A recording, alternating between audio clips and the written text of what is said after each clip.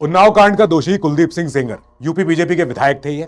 अब विधायक रहते हुए इन्होंने एक माइनर बच्चे के साथ दुष्कर्म किया, उसके फादर की जान ले ली जेल में झूठे केस डालने के बाद।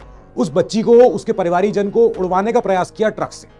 फिर इसके बाद फाइनली एक सीबीआई की गहन जांच के बाद ट्रायल कोर्ट ने इसको बोल दिया कि आप जा रहे हैं उम्र कैद, क्योंकि चार्जेस जो है प्रूव हो चुके हैं।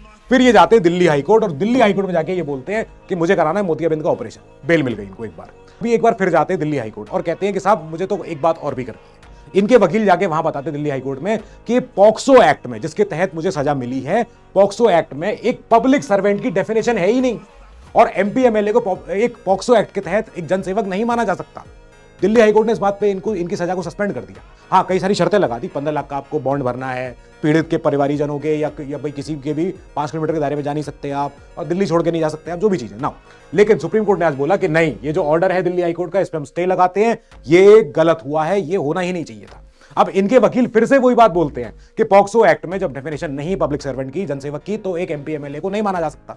सीजीआई जी ने यहाँ पे सवाल पूछा। उन्होंने कहा इस हिसाब से तो एक कांस्टेबल, एक पटवारी, वो एक जनसेवक है लेकिन एमपी एमएलए नहीं है। यहां पे तुषार मेहता जी बोलते हैं कि नहीं नहीं, बिल्कुल है, और पॉक्सो एक्ट में भले अगर डेफिनेशन नहीं भी लिखी हो, लेकिन इसमें फिर आउट ऑफ कंटेक्स्ट जाके हम समझ सकते हैं।